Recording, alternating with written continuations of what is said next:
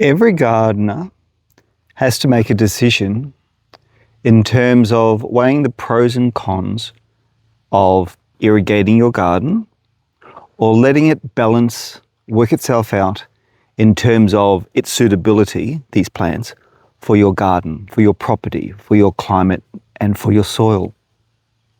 In my situation, I plant a lot of plants as part of an experiment, and also because I do like them.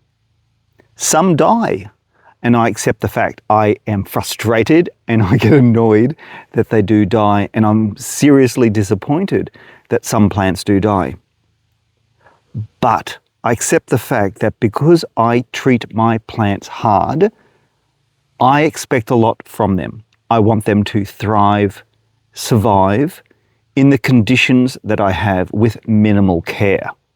And the vast majority of the plants in my yard are planted under gum trees, surrounded by gum trees, lots of gum trees. So at this time of the year, which is spring, end of September, early October, my baby cordylions are doing incredibly well. Some of my special little cultivars and hybrids are actually thriving because their root system goes really deep and it's able to extract the moisture quite efficiently.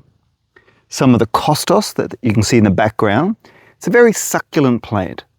And for that reason, it tends to hold its moisture quite well. The Polycius and the Oralias, they might drop some of their lower leaves, but generally speaking, they're looking pretty good and they will recuperate even better once the wet weather starts. And I give it a little bit of a haircut, like a cordyline, so that it flushes up with fresh new growth.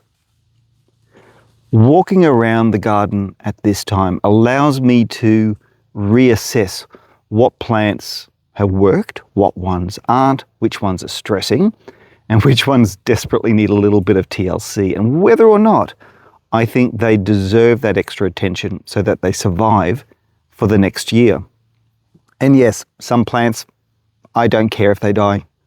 It's my trial and error, it's my experimentation. I've got an oodle amount, lots of plants to have fun with, to experiment with. And yes, it is a little bit of a loss of money, but I'm also a fanatic plant propagator, and I always tend to make sure I've got spares just in case the first one dies, so I can find another spot to put that particular plant in.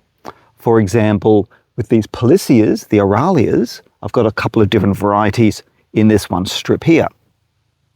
Another one there, another one, just that one there. And I've got more planted in another garden bed straight to my left, which is underneath different trees, more gums, more Lophostomans, and around alocasias and other plants. But I plant them around in different locations to see what will work, what will thrive, and what will not. And some situations I know hold moisture better than others. So trying to understand your soil type is very important.